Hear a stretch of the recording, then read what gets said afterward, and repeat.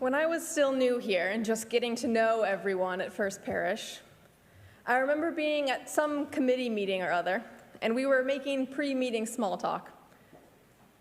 Someone mentioned growing up Catholic, so I asked offhand, "Oh, what brought you to UUism?" They began to explain, and what followed is what I now think of as a kind of unofficial UU sacrament. Listening to the twists and turns of the particular journey that brought this person into Unitarian Universalism, the whole group at the meeting quieted.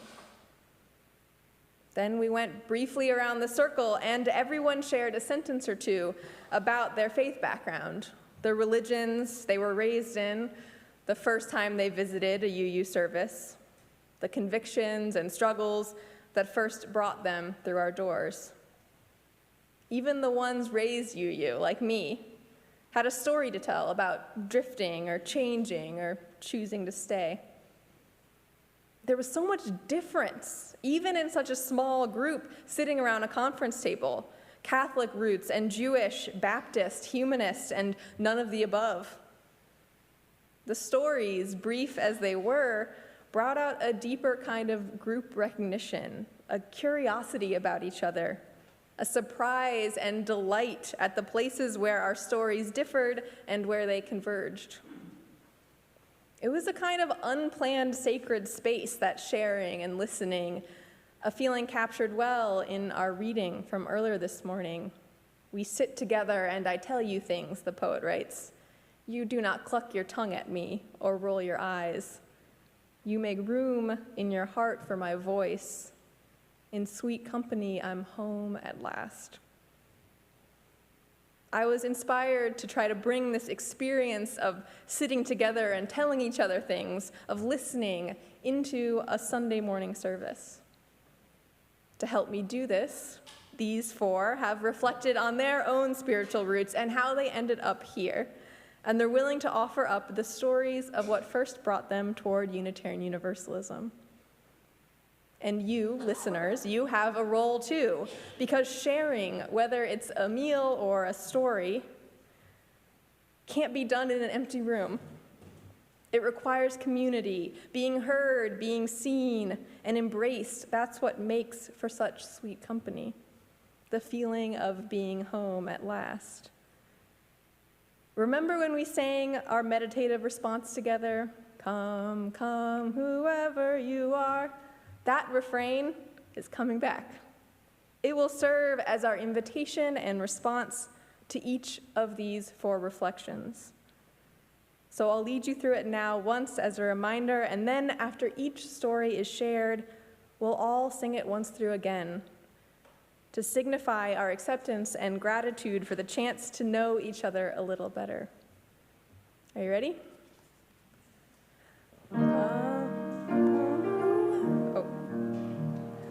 Come, come, whoever you are, wander, worship,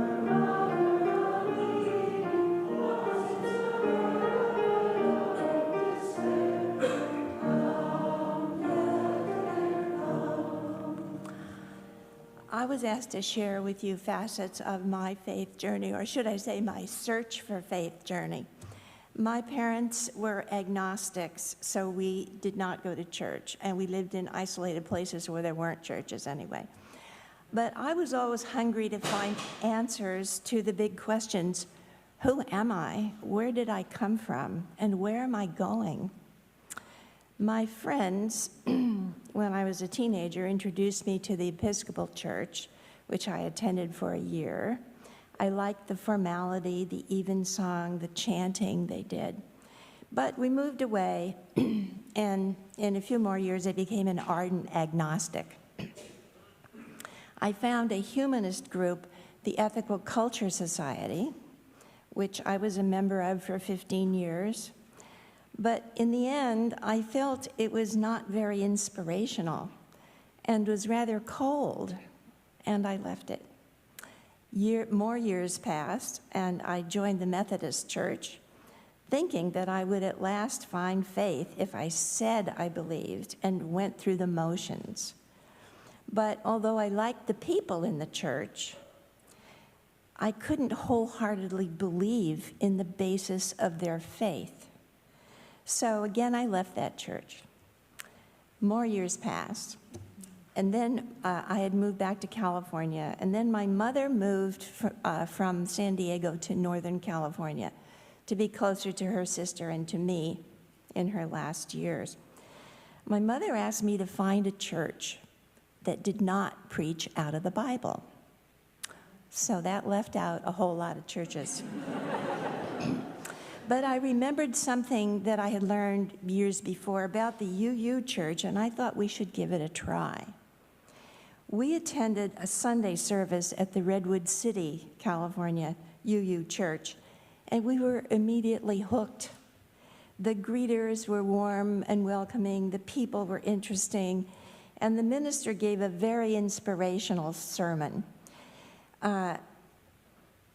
And they did not require or even suggest that they required that we believe a lot of theological things that I had learned I couldn't believe. At last I had found what I was looking for, a liberal church with a spiritual side and a strong social conscience. Thank you.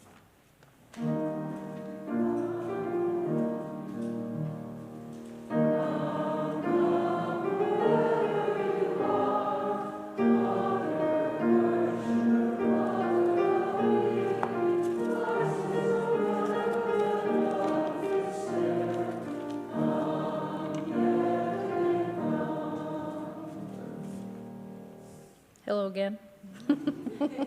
Y'all getting tired of me? When I was 14, I began to question my faith. I had grew up in a Muslim family. We were pretty chill. We were liberal. We didn't wear the hijabs. None of the women in my family wore the hijabs. My family was made up of mostly strong women, which resulted in us being super single. None of them, at least from men, liked us. And we just refused to lose a challenge, you know? We were like, we don't really like living that way, so we're gonna live our own way. And so it was just me, my mom, my two aunts, and my uncle, who we bullied severely, if he ever said anything weird.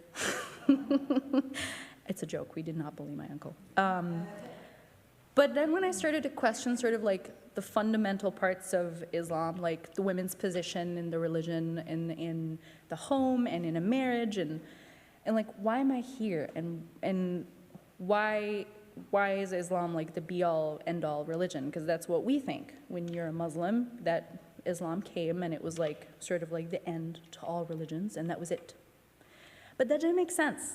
Like, it didn't make sense to me, and I didn't really understand, and I could not find a place where I could freely and openly ask my questions without feeling judged, without being asked if I'm becoming an atheist. And it caused a huge sort of like rift between me and my mom, because we could talk about anything, but we could not talk about that. And my questions just weren't being answered, so I began to drift away. They talk about the Catholic guilt a lot, and that's a term I became familiar with in my 20s, and it explained a lot. All the guilt that I felt when I was 14 and 16 and 18, I felt like I was gonna go to hell, I felt like I betrayed my religion, I felt like I betrayed my family, and I just felt like the worst person alive because I no longer believed in this system, in this organized religion. And we didn't get along. I didn't understand it, it didn't understand me, and I was a different person. Questioning my faith put me on a path where I felt guilty, I felt like I would go to hell. All the Friday prayer sermons in my home country preached about what awaits a non-believer. Everywhere I turned, I could not find a source of faith to sit down with me and walk me through my questions without fear or guilt tripping. And so I withdrew into myself and kept my true feelings about organized religion to myself. It was hard to find a place where I could be myself, and then I found a group of like Egyptian atheists and we hung out, but it still didn't feel right. I was like, I like to think that there is a higher power because it kind of makes me feel better about why I'm alive. Otherwise, I'm just gonna be really anxious all the time. And then in July of 2015, I met Byron. And we were hanging out one day, and I saw a silver chalice dangling from his neck. I asked him, hey dude, what's up with the necklace? And, and Byron said it's the symbol of my church. And I assumed he was probably Christian, but instead he told me all about the little church 5 minutes from his house, where people dance, where people sing, where the reverend is a woman. All these like crazy things to me. And I was like, whoa, whoa, whoa. You mean a lady gets up and tells you what to believe? And he's like, no, we don't really talk about what you believe in. We just kind of talk about how you can become a better person and what social issues we should focus on and what things that would help us become better servants to our community. He told me all about a church full of people that were not afraid to answer his questions, how he got to write his credo, and how he got to examine what he really believes in. He got up in front of people and he said, you know, I don't really believe in God, but it's cool. And people accepted that, and that was great. And then I asked him, well, do you guys use the Bible or something? Like, what's your deal? What's this church? And he was like, well, we don't have a Bible, but we have a book full of songs where we get up and sing, and sometimes we tell stories. And there isn't a big emphasis on God. In the back of my head, I was like, this is for sure a cult. I finally meet a cute boy, and he's going to kidnap me and make me join a cult and never to be seen again. But somehow, he convinced me to stay, and here I am. So, I was wrong. I was very wrong. In this church, I got married. In this church, I went to Reverend Katie, and I told her about my struggle with depression and anxiety, and she gave me a list of places I could go and get help. In this church, I've cried. In this church, I've made jokes. In this church, I have had a great time. And in September of 2017, during my first month in this country, I knew I was home. I came into this church, I sat down, and this beautiful, strong woman named Reverend Katie got up here and preached about some really cool social stuff, and I did not once hear God, I did not once hear hell, I did not once hear guilt. I heard just us getting together and wanting to be better and wanting to do better. Coming here every Sunday and listening to these wonderful sermons that are about how to be a better person, a better servant to your community, about stuff that actually embodies the ideals all these religions preach. I get to sing songs of happiness and faith and beliefs. I get to discuss important social and spiritual topics with my fellow congregants. And most importantly, I get to be myself. And I've never felt judged or unwanted here. And that's why when I was asked to sign the book, I didn't hesitate, and I was like, sign me up. I want to be part of this cult. It's awesome. And I'm really grateful for our ministerial intern that she's asked me to share my story with you guys, and I hope this helps you get to know me better. And I'm happy to answer any questions later on, if you want to know more stuff about me. I don't know. I want to know about you guys for sure. But yeah, that's my little story. Thank you guys.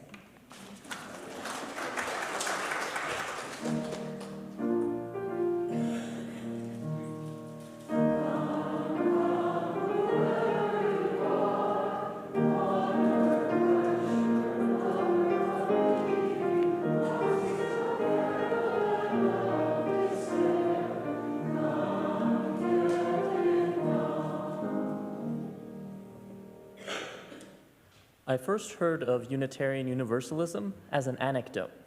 There are these people in New England who have a church that believes in everything, and doesn't believe in anything.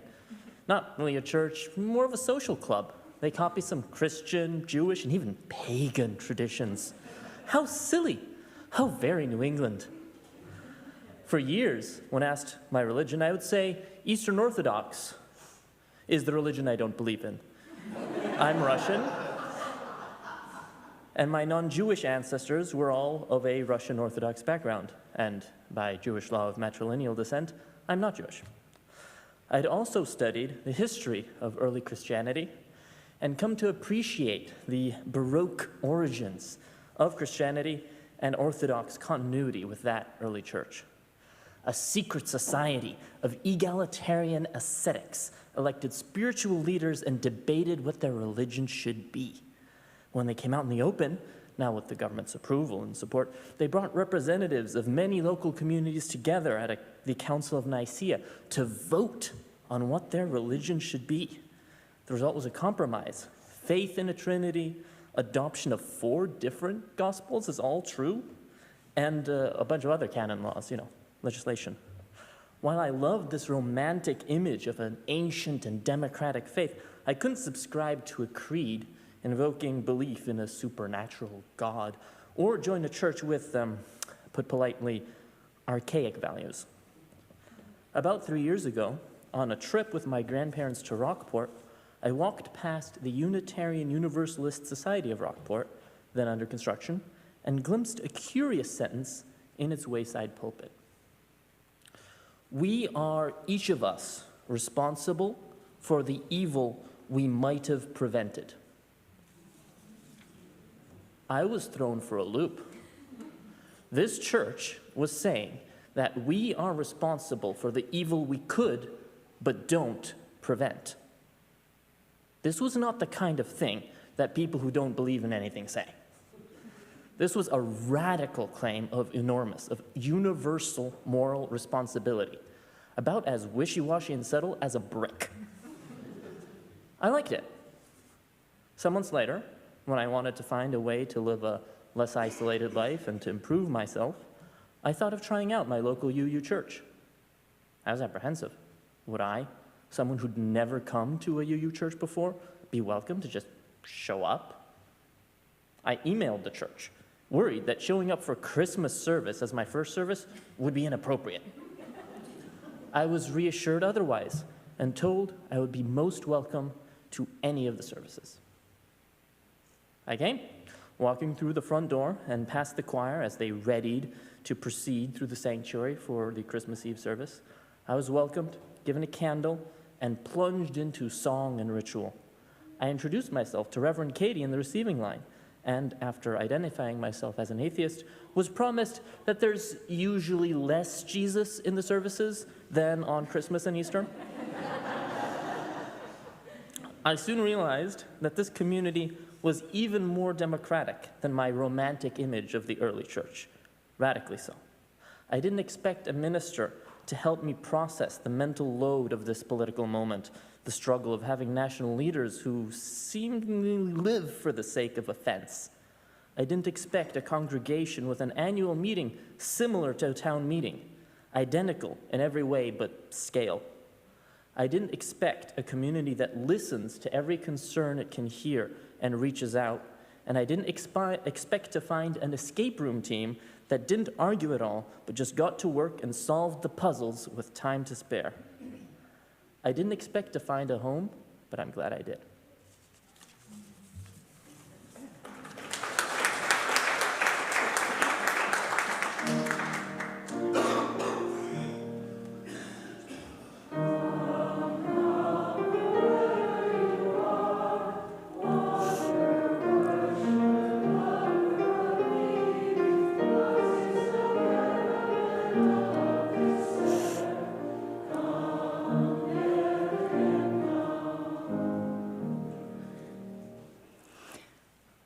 I grew up Unitarian. I never heard it described as UU. My father was Jewish, my mother was Unitarian, from a family in which Unitarians had married Congregationalists, Catholics, and Episcopalians, and somehow, quite oddly, stayed Unitarian. We went to the Unitarian Society in Madison, Wisconsin. Although people used the expression going to church, it was decidedly not the Unitarian Church, but the Unitarian Society. Frank Lloyd Wright had designed the building, famous for its innovative diagonal roof. But when I was a little girl, mostly people complained about the uncomfortable pews, the leaky copper roof, the drafty windows, the cold floors. Wright had inscribed on the back of the sanctuary what he called an ancient parable. Do you have a loaf of bread? Break the loaf in two, and give half for some flowers of the narcissus. For thy bread feeds the body indeed, but the flowers feed the soul. I and the rest of the congregation always figured he just made it up. We sang from the old hymnal, And because lots of people objected personally to many of the words of the hymns, they all sang something different whenever they felt like it. It has taken me years to get used to the idea that you're supposed to sing the words that are in the hymnal. And running through it all was a deep sense of faith, about hope, reason, and what the minister Max Gabler called serving as a gentle witness to the right and the true as we perceive them. And it is this faith that holds me to the religion in which I was raised, which as a 16-year-old I chose and continue to choose today. The reason I haven't left is theological. That is not to say that the wonderful community here with which I share so many social values isn't important, because it is. But for me, what matters at the end of the day is that I believe deeply in the right to be religious, to have a religious faith, without publicly bearing witness to the existence of God. When I was in elementary school, I stopped saying the under God part of the pledge. It's actually a bit tricky because you have to think one nation, with liberty and justice for all. It doesn't bother me that everyone else says it. I just don't. Rather than taking an oath or saying, "So help me God," I've always affirmed.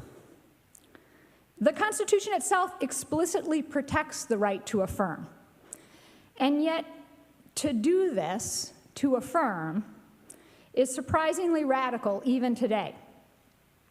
Only one president, Franklin Pierce, whom Wikipedia describes as the worst and least memorable president, has ever exercised the constitutional right to affirm when taking the oath of office. So one isn't in the best of company, and publicly declining to affirm the existence of God, honestly, in my experience, tends to freak people out. But here, in this congregation, and in other UU congregations around the world, I know that I will be accepted and welcomed. And for a faith that refuses to require anyone to say something they don't personally believe, whether it's theology or hymn lyrics, I will ever be grateful.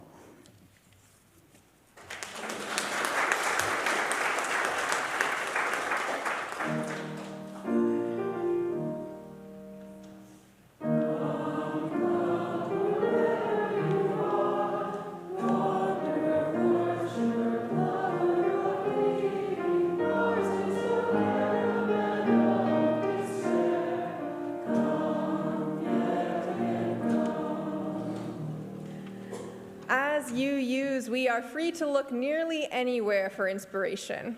Poetry, scripture, science, history. But today, I'm asking you to look toward each other. Really look around the room. The stories, the experiences we bring into this sanctuary are part of what make it a holy space. We all come from somewhere, and we can't know each other's stories unless we ask to hear them. It's only natural to want to look always forward toward what lies ahead, natural to focus on what we share, this community, here and now, our shared values and shared future. But we mustn't forget the richness of our different roots. We mustn't overlook the value of having a community filled with people from so many different faith backgrounds. What's your story? What roots did you grow from, and what brought you here into this congregation today? Come, whoever you are. Come and be heard, be welcomed, be loved into this community of difference and wholeness and growth. May we always be willing to hear each other's stories, and may we always remember that we all have something to share. May it be so. Amen.